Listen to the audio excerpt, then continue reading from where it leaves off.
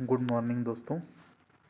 आज हम मनीष धनगर सर, जिनको डीसी अशोकनगर मिला है अभी, इनके बारे में, इनके जो 11 मार्कर थे, मतलब फुल लेंथ जो क्वेश्चंस होते हैं, उनके बारे में हम डिस्कस करेंगे। अब तो 10 नंबर का हो गया है, लेकिन लिखना उतना ही है, कंटेंट उतना ही रहेगा कि 1 नंबर में कोई खास अंतर नहीं आता। जैसे 2 मार्कर है तो 2 मार्कर में वैसे ही लिखना होगा जैसे हमको 3 मार्कर में लिखते थे।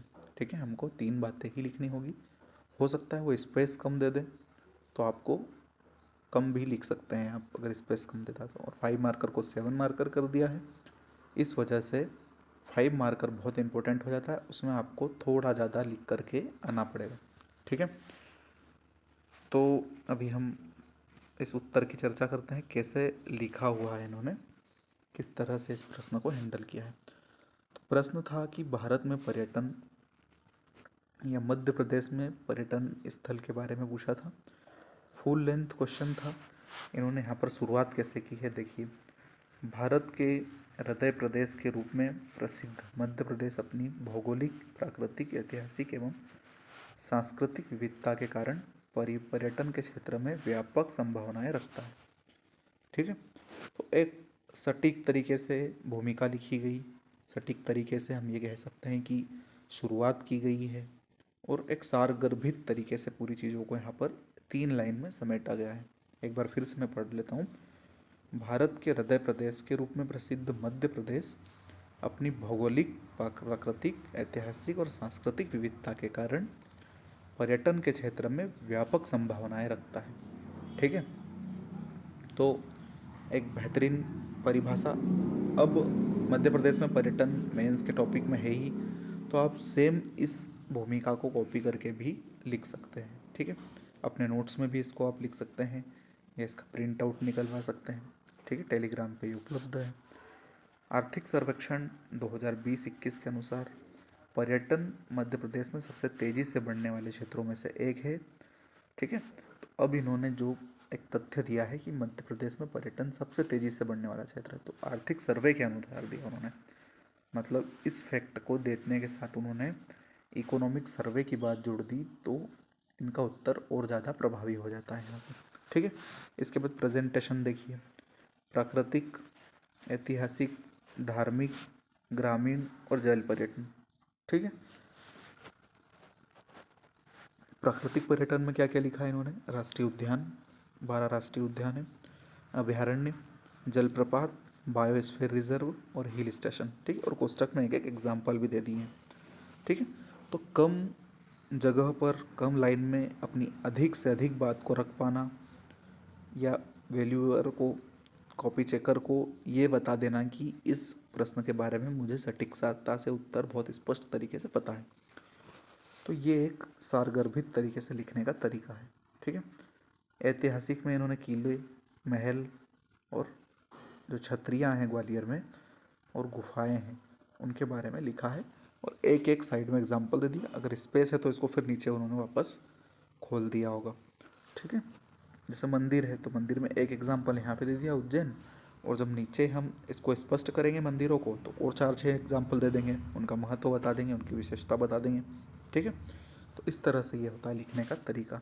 फिर ग्रामीण पर्यटन में भी लाड़पुरा खास जो ओरछा का है, उसको काफ़ी अभी चर्चा में चल रहा है। ये कस्तूरबा ग्राम, जिसको सौर ग्राम बोलते हैं, पूर्णतः सौर संचालित ग्राम है, तो ये भी एक पर्यटन का केंद्र बनकर उभरा है। जल पर्यटन अभी हाल ही में नर्मदा नदी के पश्च जल, मतलब जल के पीछे हटने से एक टापू के रूप में जो निर्मित हुआ है, हनुमंतिया। ठीक है, खंडवा जिले में है, तो इसको भी इन्होंने यहाँ पर स्थान दिया है। ठीक है, तो आयाम कैसे बनाते हैं देखो। प्राकृतिक, ऐतिहासिक, धार्मिक, ग्रामीण और जल पर्यटन। ठीक है, इन्होंने बहुत बेहतरीन तरीके से यहाँ पर प्रेजेंटेशन किया है। ठीक है, इसके अतिरिक्त प्रदेश की 3 विश्व विरासत स्थल की उपलब्धता, जनजातीय विविधता एवं आदिम संस्कृति, साथ ही सरकार द्वारा पर्यटन को उद्योग का दर्जा दिए जाने जैसे प्रयास इसकी व्यापक संभावनाओं को व्यक्त करते हैं। ठीक है, तो यहाँ पर जिस तरह से इन्होंने सारगर्भित तरीके से और भाषा, एकदम सरल भाषा में अधिक से अधिक बात को रखने का जो इनकी शैली है, यही वजह है कि इनको अच्छी रैंक मिली है, 4th रैंक था इनका। ठीक है, अब देखो 2 पेज मिले थे, तो अगले पेज में इन्होंने क्या किया, इन्होंने इस पेज में पिछले वाले पेज को जोड़ते हुए लिखा है कि उपरोक्त संभावनाओं के बावजूद प्रदेश में पर्यटन का पर्याप्त विकास हो सकता है। वस्तुतः इस क्षेत्र में अभी कुछ बाधाएं भी है। तो अब कुछ बाधाएं भी बता दी इन्होंने।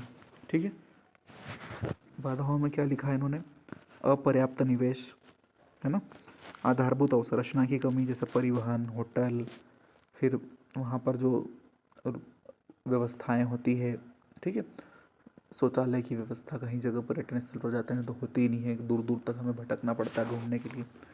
तो इस तरह की जो व्यवस्थाएं हैं ये पर्यटन स्थल पर होनी चाहिए, ताकि पर्यटक वहाँ पर आ सके और 1-2 दिन अगर उनकी रुकने की इच्छा हो तो रुक सके वो। ठीक है, प्रशिक्षित गाइड की अनुपलब्धता, स्थानीय जनजातीय लोगों को जो है गाइड बनाया जाना चाहिए, क्योंकि अगर वहाँ पर स्थानीय लोगों को गाइड बनाएंगे तो वहाँ की स्थानीय परिस्थितियों की समझ भी उनको रहती है और उनको रोजगार प्राप्ति का एक माध्यम भी मिल जाता है। ठीक है, पर्यटन स्थलों के संरक्षण एवं मानकों के अनुरूप विकास का न होना। ठीक है, अंतर्राष्ट्रीय कनेक्टिविटी नहीं होना, मतलब फ़्लाइट नहीं होना। अगर कोई इंटरनेशनल अंतर्राष्ट्रीय पर्यटक व्यक्ति आता है तो उसको फ़्लाइट चाहिए। ठीक है, तो उसके लिए हमारे यहाँ खजुराहो में तो है, लेकिन अन्य जगहों पर आपको फ़्लाइट की कनेक्टिविटी नहीं मिलेगी। ठीक है, अगर हनुवंतिया जाना है तो आपको इंदौर उतरना होगा, इंदौर से फिर बस पकड़कर दिन भर लगेगा आपको वहाँ जाने में।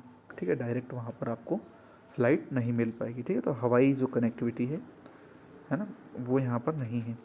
सुरक्षा की चिंताएं रहती है, कई बार दिल्ली में विदेशियों के साथ लूट की घटनाएं हो गई, अंडमान निकोबार में जनजातियों के द्वारा विदेशी पर्यटकों की हत्याएं भी हुई है, तो ये भी भारत में एक चिंता का विषय है। ठीक है, तो इन बाधाओं को दूर करके सरकार द्वारा किए जाने वाले जो प्रयास हैं वो क्या है, मध्य प्रदेश पर्यटन विकास निगम 1978 में गठित किया गया, इको पर्यटन बोर्ड, नीतिगत प्रयास, जिसमें पर्यटन नीति 2016 और जल पर्यटन नीति 2017 शामिल है।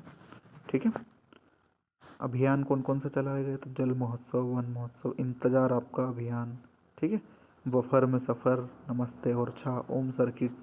तो इन चीज़ों को आप नोट्स में भी ऐड कर सकते हैं और ये 3 मार्कर में भी आपसे बन सकते हैं। ठीक है, तो इन सब चीज़ों को आप बहुत ध्यान से देखिए, बहुत अच्छा कंटेंट बनाया इन्होंने।